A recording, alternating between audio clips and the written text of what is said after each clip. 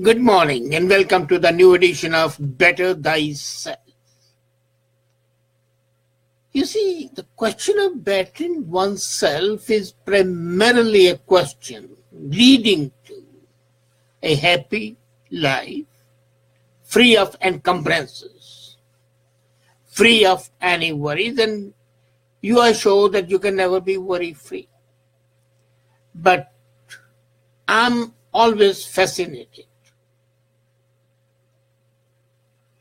And being a voracious reader, the fascination extends to the writers, to the great philosophers, to the great achievers and innovators, and the people who have lived life. Coupled with my own experience of lifetime, spanning almost 75 years of life, out of which at least 60 years are a wakeful period. Wakeful in the sense of the lifetime spent on reading, writing, interacting, deciding, and reacting. I have found that some simple habits can always keep you, if not happy, at least not sad. They are an antidote to the blue moods that you might be having. I'm not talking of the major parts of the mindfulness which I have been discussing. Today I'll talk of the simple things. And those simple things, if you inculcate in your lifestyle, in your thought process, would make you better, not only as a person, but better for yourself, making you a bit more happy, a tad more happy. First is, try to be generous. But the generosity must not be misplaced. Be generous to those who are deserving it. Of course, you can pity the people who don't deserve it, but you need not be generous. And generosity does not mean only spending money. Spending time, sharing pains and sorrows, and sharing happiness are being generous. That's a very simple thing. But when you are generous to an individual, you feel a sense of giving. And that sense of giving will make you better. Another thing which I always find is ask more questions and then listen to them. I was talking to one of my relations the other day, and the talk turned to this very subject. And I remarked that the people hear, but they don't listen. The most important thing is ask a question and then listen. Not like asking a question, then when the other is responding to it, you are wool gathering. No. All innovative thinkers, all leaders who really matter are great listeners and inquisitive. Inquisitiveness is asking questions. And something very, very important. I may not do it, but then I feel that when you get up in the morning, get up early, fun thing. Whenever I get up early, I feel bitter. But when I do early, I don't feel that. Your bed. You would be amazed that making your bed starts of the productive habits throughout the day. Making your bed, the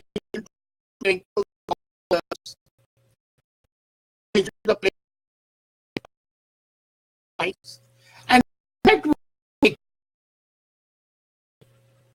able to the job. When I sometimes envy the way she does it. There's not a millimeter out of proportion in any side. That minute detail in making a bed is a step towards perfectionism. And that when you are a perfectionist, though you may not feel elated, but you feel satisfied. And that satisfaction starts the chain reaction of happiness. Next is celebrate. Whatever success is, small things, big things. You know, we as human beings have a very stupid idea. If something comes to our way, either false modesty or, sometimes I feel that the people are very fond of shopping. They think that the shopping gives them happiness. But if you shop not for the things, but for an experience, how more interesting and valuable that shall be. Shop, definitely, but by experience, by incidents, by the facts of life you experience while interacting. You may not spend money on that, but as I first said, spending your time is sufficient. An experience makes you richer inside. It widens your horizons. And when we don't buy experience, but buy material goods, momentarily you might feel better, but then in the long run, it doesn't sustain itself. And say one thing. Trying to do everything usually means doing nothing. So say no more often. You are doing a job and say no more. Now I've read, let me rest. I've worked, no more for the day. Tomorrow I'll start again. No more for the forenoon, let the afternoon come. You see, this is a process. Normally we don't want to say no. But saying no to a work, saying no to an individual, saying no for anything at everything. When there's a need to say no, not just that you have an idea and that you have a obsession with saying no, no. Whenever you feel that is going to impinge on your personality, or waste your time, or reduce your productivity, then say no more. I'm reading a book, and when I find, well, look here, my happiness while reading the first 7 pages were more than my happiness now reading the 8th page. So no more today. Let me rest for a couple of hours, minute, day, and then I'll come back to it. So that, break and coming back and picking up the thread would make you better the subject and better life yourself. One thing which has always troubled me, that the people are not punctual. Punctuality is the quality of the princess. So said Shakespeare, and I agree with that. Be on time. Being on time is one habit that accomplishes 2 more things, 2 very important things. A, it melts away the stress. You are always running late, you are always in tension, under stress. But if you are always wanting to be on time, you would not be under stress and you will be happier. So, one is that it makes you melt away the stress. Second is it improves your relationship. Say you are a guest somewhere and you go late. Imagine the stress that the host is having. Maybe you're the chief guest. Maybe you're a guest of honor and you are not there and people think, why so and so hasn't come? So I make it a point to be punctual to the minute. And that gives me satisfaction and also something to brag about. So be on time. And then most important is your attitude. Do you want to be happy? I've seen people who, when they want to be happy, would not be happy because their attitude is like that. Their son has come. Say he has stood second that class. The daughter is great in dancing, but in ballet dancing she's not doing good. In Indian Kathakali she is doing good. So you are cribbing. Well, my daughter is not a typical Indian. My son, why could he not top the list? They will not celebrate that he has come second. They will not celebrate that she's a good ballet dancer. But they'll moan, cry about something which is not there. And that is the matter responsible for being despondent and sad. Then, one thing which we never do is block off your time to think. And this is what is very important. There's a time, when you have to do nothing. Don't do anything. You need time to recover. You need time to reconnect. When your computer is malfunctioning, the first thing you do is disconnect it. Rest for a few seconds or minutes and then put it on and reboot it. The basic concept is give it a rest, let it recoup. So what is good for a computer is good for you, for your brain, for your mind. Take a break, move away.